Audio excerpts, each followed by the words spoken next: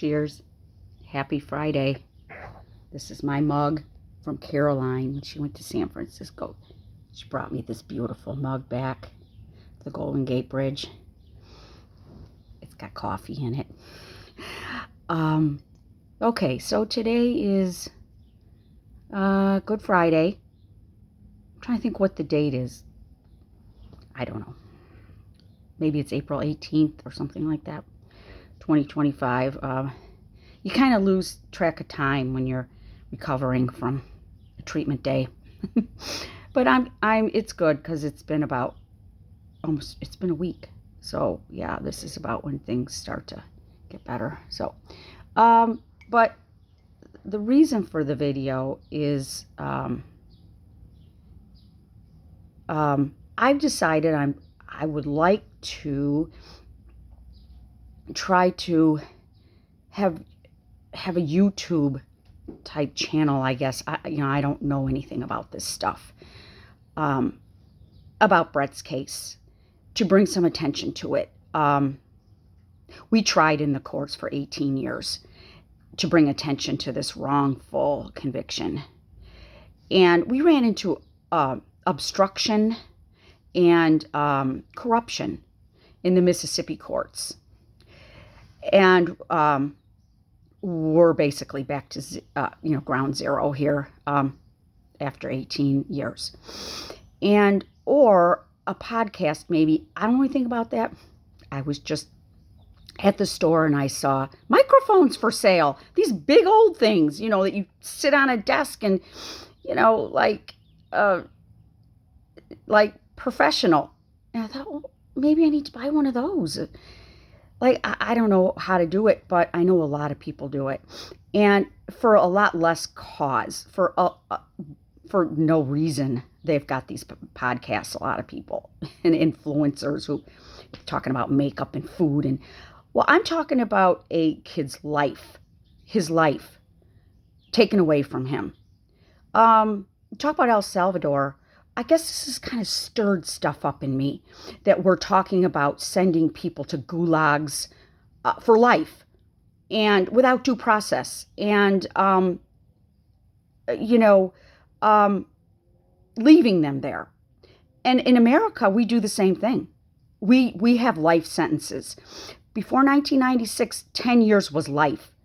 But after this famous crime bill that Bill Clinton and his cronies all came up with, most states transitioned into truth in sentencing.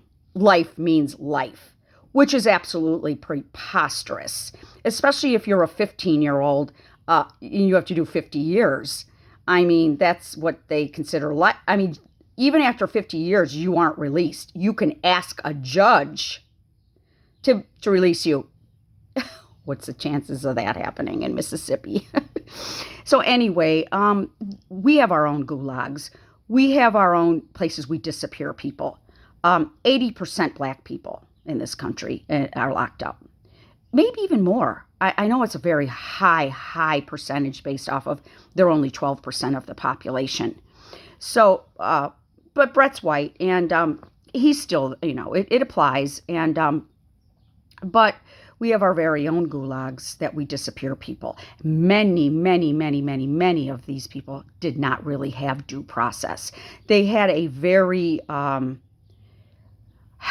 unrepresented trial with very bad attorneys, and many of them just plea deals, just to avoid something worse happening to them.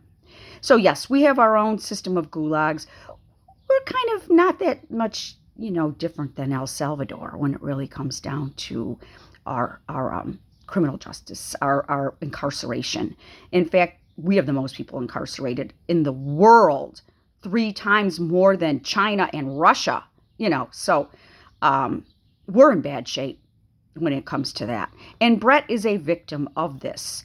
And so I know I sound a little angry. I'm just, right now, I have a lot of things have been stirred up since this young man was shipped off to this gulag in El Salvador, where our tax dollars are paying to lock him up.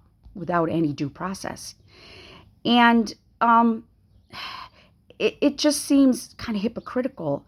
And I'm so grateful, so bloody grateful that this guy is alive and, is probably on his way back here.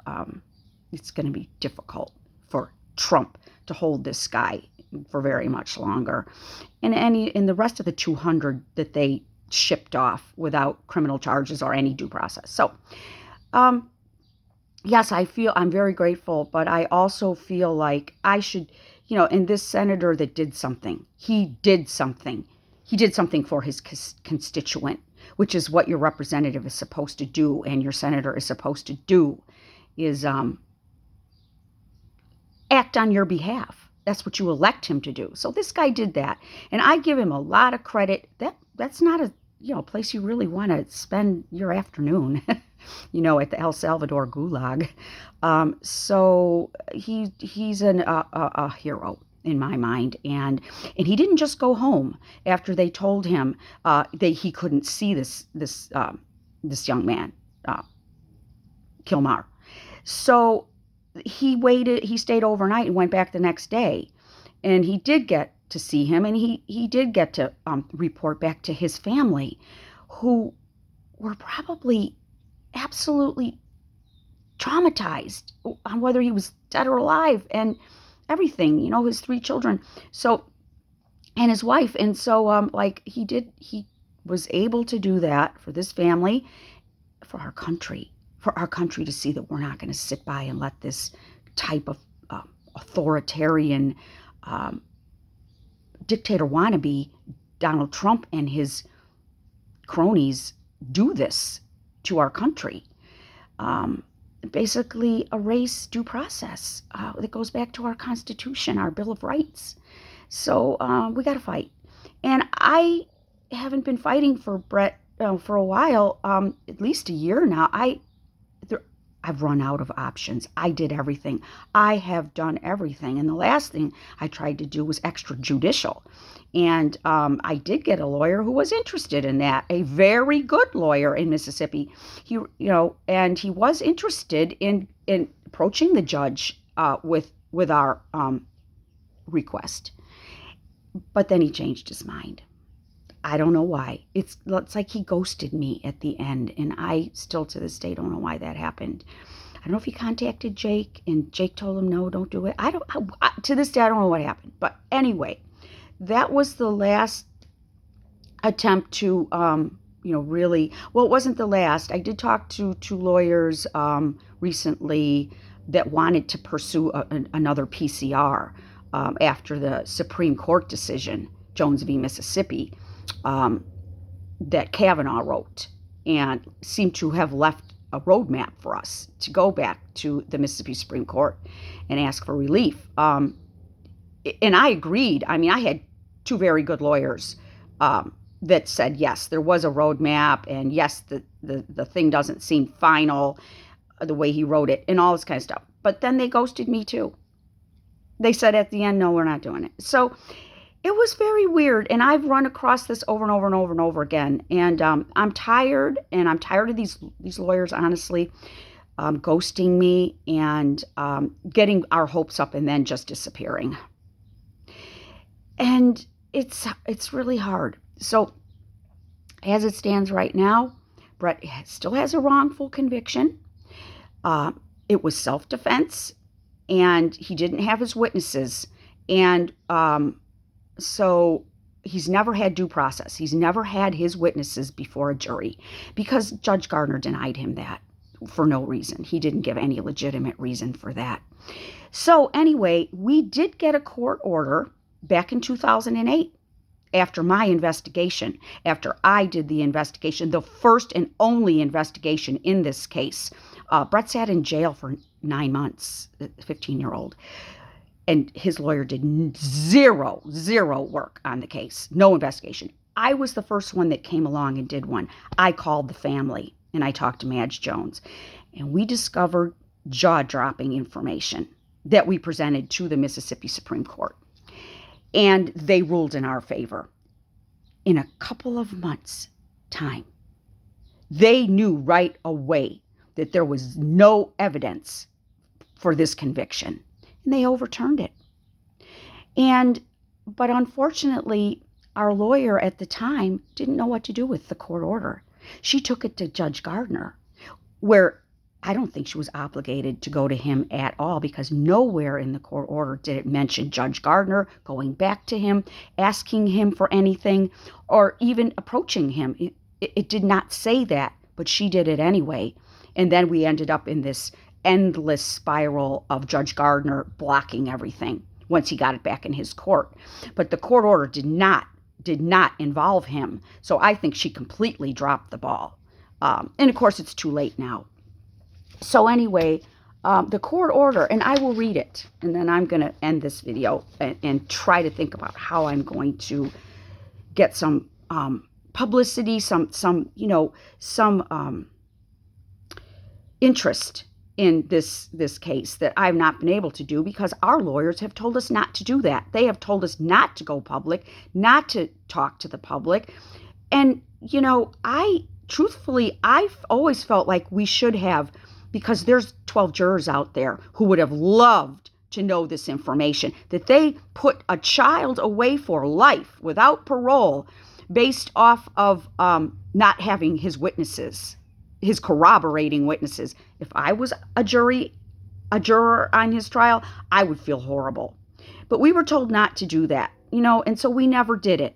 And now we're stuck, 18, 20 years later, trying to, drum up some interest. And it's really heartbreaking. But the court order says, and here I'll just show you. Here's the court order. It's the Supreme Court of Mississippi. Okay. And what it says is, this matter is before a panel of the court composed of Diaz, Dickinson, and Lamar. Dickinson and Lamar are very conservative justices. So he had a tough panel. On the motion for post-conviction collateral relief filed by counsel for Brett Jones. Also before the panel is the response filed by the state of Mississippi. After due consideration, the panel finds that the motion should be granted. It is therefore ordered that the motion for post-conviction collateral relief filed by counsel for Brett Jones is hereby granted. So ordered. This day, April 30th, 2008, signed by Oliver Diaz, presiding justice. Now, for those who aren't, haven't been in this system as long as I have, I'm a paralegal. I am not a lawyer, but I've learned a lot. That means that grant of relief means they granted him what he asked for, his conviction to be overturned. They didn't specifically say that, but granting that relief is what she asked for. And normally, if they were, the norm on a PCR is the language normally used is, we grant you permission to go back to the circuit court and ask for a new trial. That's the normal language of a PCR grant. They didn't say that. Nowhere in this order did they say we had to go back to the circuit court and ask for a new trial. They essentially overturned it right from the bench, because there was absolutely no evidence after Michelle was slaughtered on the stand, because she was the one that made up she was the state's sole witness on there being some kind of murder. Okay. She was eviscerated on the stand and recanted her testimony. And the Supreme Court saw that. The Mississippi Supreme Court saw that and granted him the relief, not to go back and ask for a new trial. I guess they just left that open. If the state wanted to charge him again, and knowing he had these corroborating witnesses that we presented in the PCR, they could do it. But it was up to the state to file those charges or not. Well, she went back to Judge Gardner, the circuit court, for no reason. It didn't say that at all. The executive branch would have been where to go, because that's who enforces court orders. So when she went back to Judge Gardner, the snake in the grass, He made her go back to the Supreme Court and ask for a clarification because he's never heard of this ever happening. And when she did go back, they changed their order. They changed the panel. They didn't clarify it. They got a new panel. They got a new guy on the panel, ultra-conservative guy, who then said, oh, no, you have to go back to Judge Gardner. Well, he was never going to. He was going to block this with every fiber of his being because his brother was friends with the Jones family. And his brother said, don't ever let this kid out, ever, you know. And that's what Judge Gardner made it his mission. So, but the bottom line is this court order was the most important thing that ever happened in this case. And it was swept under the rug. And unfortunately, our lawyer, she didn't know what to do with it. She hit a grand slam and had no idea what she had done. And I didn't know at the time either because I had just picked this case up and didn't know what I know now. Because if I did, I would have told her, give me that court order. I'm holding on to that. You're not capable of dealing with this. You're going to give this right back. And that's what she did. And that's why he's still locked up to this day. And, but we did get the relief that we asked for. And so it just, I feel responsible. I feel guilty that I did not step in and try to prevent her from going back to the one guy who absolutely, and even our next lawyer after her said, it was written in stone with this guy. He was never going to change his mind about Brett Jones. He was going to block everything. And this is the guy she went back to with our court order, she had no obligation to go back to him. And anybody that knew Gardner in the community in Lee County knew this was a hanging judge. This was the kind of guy he was. Why would you go back to him after you got your client a reversal, basically, and let him take control of it? You know, it was just naive.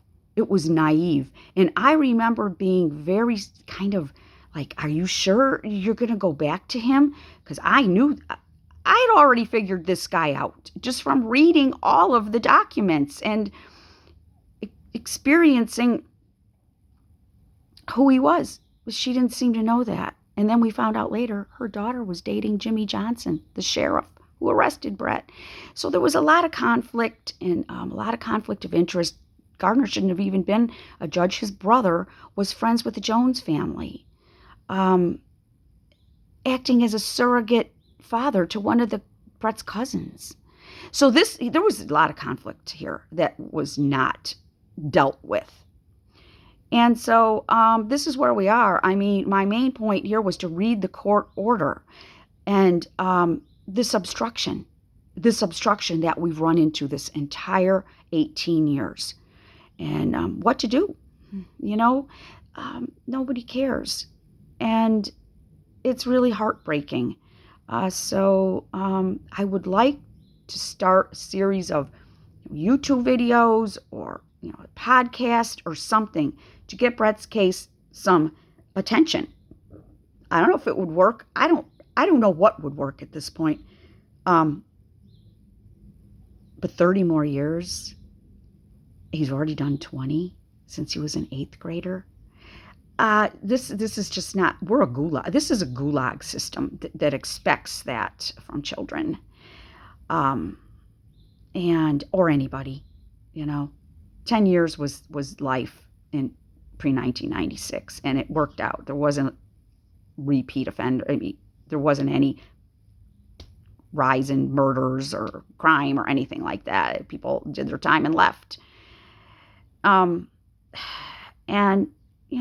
Cost the Mississippi billions of dollars to lock these people up for their entire lifetime till they're wearing Depends. Brett said there's a whole wing. There was a whole wing at SMCI, not a whole wing, but part of a wing of Depends that they had in storage because he worked in maintenance for old people who were just, couldn't commit a crime if they tried, but they can't get out. They're doing life, So this an old black dudes in wheelchairs and, with cancer. Just, they're dying in there. They couldn't commit a crime if their life depended on it, but they are doing life and they can't get out. There's no mechanism. So there's no path for them to get out, apparently. So yeah, I'm gonna try. This is kind of like my, I don't know what you'd call it, like first attempt to try to do something. So thanks for listening.